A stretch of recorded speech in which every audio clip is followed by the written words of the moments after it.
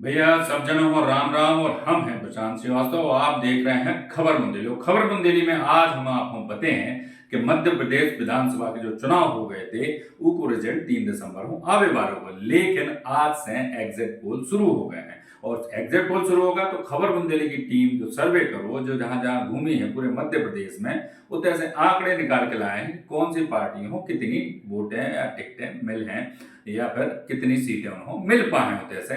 तो आज हम पूरा आपको इनको विस्तार से बता दे रहे हैं और आप हमारा जो विस्तार से एग्जिट पोल देखो और आगे हम जो 3 दिसंबर हो रिजल्ट आवे वाला हुआ है वो रिजल्ट में हमारा एग्जिट पोल कितनो मैच हो रहा जो अभी आपको पता चल जाए।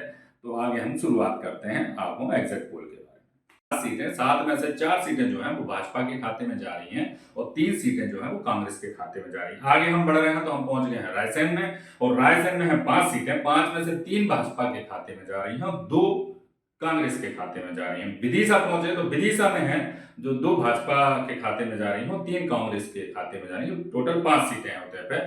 अब हम आगे आ गए हैं सागर में, तो सागर में टोटल 8 सीटें हैं। 8 में से जो है 3 भाजपा के खाते में जा रही हैं और जो 5 सीटें हैं वो कांग्रेस के खाते में दिखती हुई नजर आ रही है। पहुंचे हैं दमोह में और दमोह में 4 सीटें हैं। 4 में से 2 भाजपा के खाते में आ रही हैं और 2 जो है कांग्रेस के खाते में आती हुई दिख रही है। इसके बाद हम पहुंच चुके हैं पन्ना में, 3 सीटें हैं। 3 में से 3 की 3 भाजपा के खाते में नजर आ रही हैं।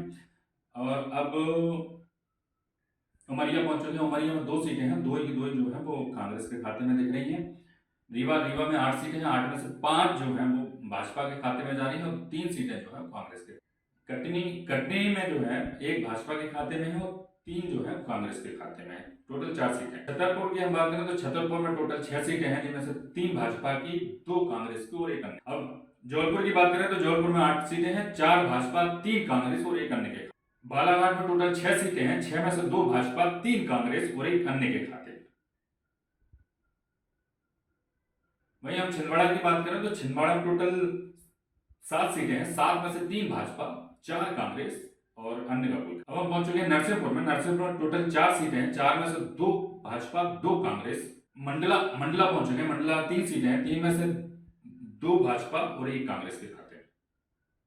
हरदा की हम बात करें तो हरदा में 2 सीटें हैं, 2 में से 1 भाजपा के खाते में और 1 कांग्रेस के खाते में।